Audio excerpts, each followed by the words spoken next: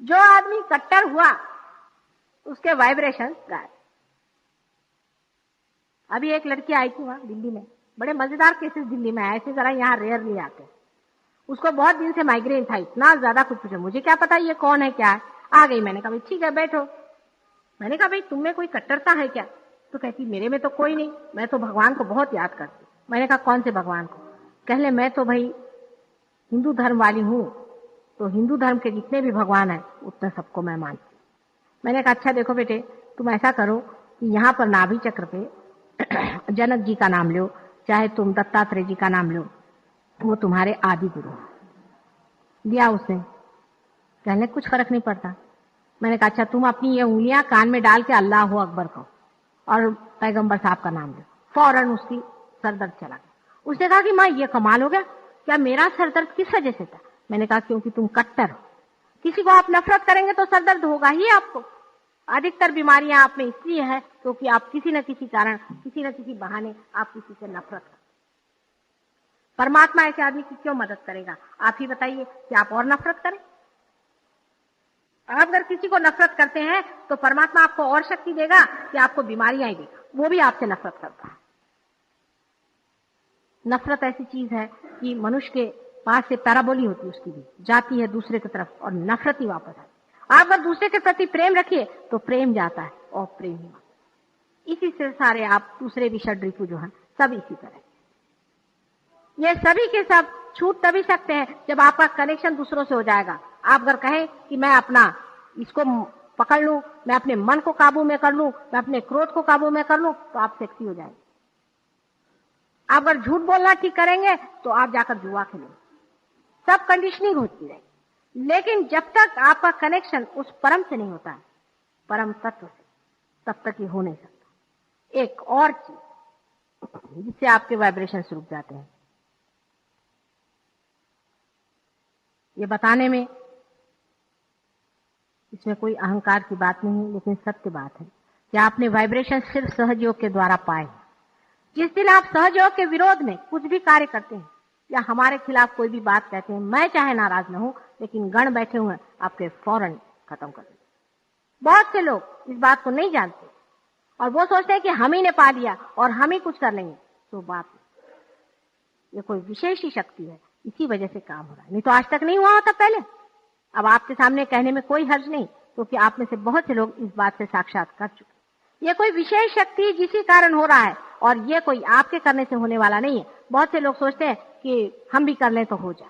और इस तरह के कभी दिल्ली में ही एक ऐसी लेडी थी कि जिनको हमने रियलाइजेशन दिया और रियलाइजेशन देने के बाद उनके अंदर ये भावना आ गई कि हम भी माता जी हो गए और वो सबको सिखाने लगे कि ऐसे करो वैसे करो, मेरे पांव पे आओ, चरण छुओ, ये करो वो करो।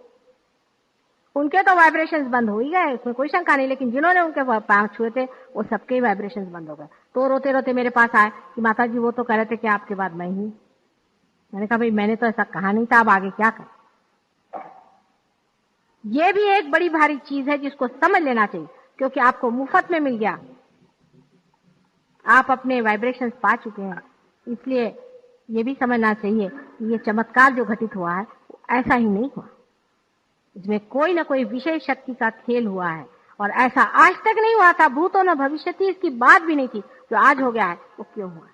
आज तक किसी ने भी ये नहीं बताया था कि इस उंगली पर या इस उंगली पर ये चक्रों पे चलता है, और इसका ही नहीं लेकिन दूसरों का भी इवॉल्विंग आपके हाथ में जो दिया गया है एक विशेष शक्ति का। ये आज हमें मुंह खोल करके कहना पड़ता है, ये आपकी बेअक्ली की बात है। आपके अगर अकल हो, आप इसे सोचे और समझे, तो आप जान सकते हैं कि ये वाइब्रेशंस आपको कहीं भी नहीं मिल सकते हैं और कहीं मिलते ही नहीं है, आपके अपने हैं, इसमें कोई शंका नहीं है। लेकिन वो जहां से मिले हैं और जिसने ये कार्य किया है उसके प्रति पूर्णतया जब तक आप समर्पित नहीं होंगे तब तक आपके वाइब्रेशंस का फ्लो हो ही नहीं सकता। और इसकी गवाही यहां पर देने वाले कम से कम कुछ नहीं तो 50% लोग बैठे। शरणागति के बगैर होता नहीं। और आदमी इतना अहंकारी है, उसको हमने वाइब्रेशन दे दिए, उसको हमने ठीक कर दिया, उसको सब कुछ कर दिया, उसको सब समझा भी दिया, तो भी उसके शरणागति नहीं आती। पर अभी अगर किसी को अंदर एक अंगूठी निकाल के देगा तो हो गए उसके पैर पे, सब बेच बात के उसके चरणों में चले जाएंगे, सब कुछ छोड़ करके उस पर कविताएं लिखेंगे, उस पर किताबें लिखेंगे, उस पर ये लिखेंगे, उस पर वो लिखेंगे। लेकिन हमारे यहाँ ऐसे लोग हैं, आप जानते हैं, जिन पे कि अभी केस भी करने का ये लोग सोच रहे हैं कि यहाँ से मेरा भाषण चुरा के ले गए और वहां पे अपना अपना अपना बना के लिखे। ऐसे भी लोग यहाँ पर आए और उनके वाइब्रेशंस नहीं है। अरे किताब लिखने से क्या, आप कितना लिखेंगे? आप जानते हैं क्या, यहाँ तो सारा की सारा समुंदर पड़ा हुआ। 2-4 बातें हम कह देते हैं, वो आप लिख देंगे किताब, उसे क्या फर्क पड़ने वाला? समाज, संसार असलियत को जान लेता है, आज नहीं कल, और लोग थूकेंगे उन लोगों पर। मैं तो कहती हूँ कि कोई जरूरत ही नहीं ऐसे पे केस क्या करना, वो अपनी कर्मगति से जाएंगे। क्योंकि ठीक है, आपको लिखना ही चाहिए क्योंकि ये सत्य है, आपको कहना ही पड़ेगा, लेकिन कहना पड़ेगा कि ये कहाँ से आया, ये परमात्मा का विधान है। हमारे फोटो के सिवाय अगर आप काम करना चाहें तो नहीं कर सकते। अगर कोई ऐसा सोचे कि हमारे फोटो के बगैर ही काम हो जाएगा तो नहीं होता। इसके लिए बहुत से लोग आपसे यहाँ बता सकते हैं, अगर आप उनसे पूछे तो वो आपसे बता सकते हैं कि बात बिल्कुल सही है कि माता जी के नाम और फोटो के बगैर काम नहीं। सहस्त्रार पे ही ये स्थान है, इसलिए सहस्त्रार के मंत्र में हमारा नाम होना अत्यावश्यक है। एक हम अभी गए थे किसी बाबा जी के पास में, वो रियलाइज है खुद, लेकिन अहंकार तो अभी उनमें है, और उस अहंकार में बसा 2 मिनट तो बसा, ऐसी क्या गाई है, बसा।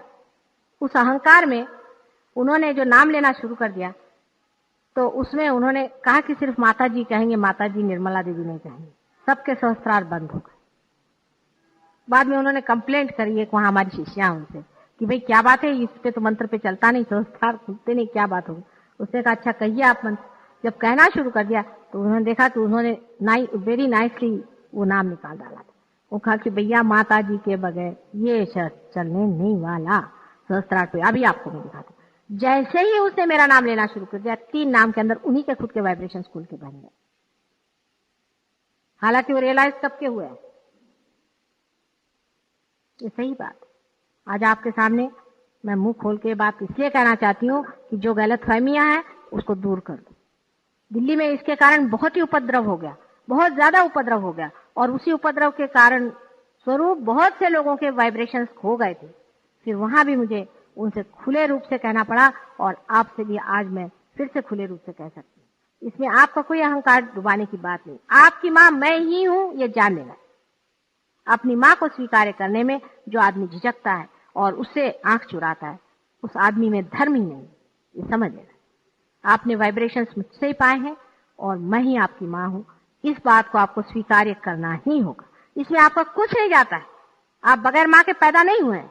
जो आदमी ऐसा कहता है कि मैं बगैर माँ के पैदा हुआ है, उससे बढ़ के महामूर्ख कोई नहीं। आपने वाइब्रेशंस हवा में नहीं पाए, अगर पाने के होते तो हमारा आना ही व्यर्थ हो जाता।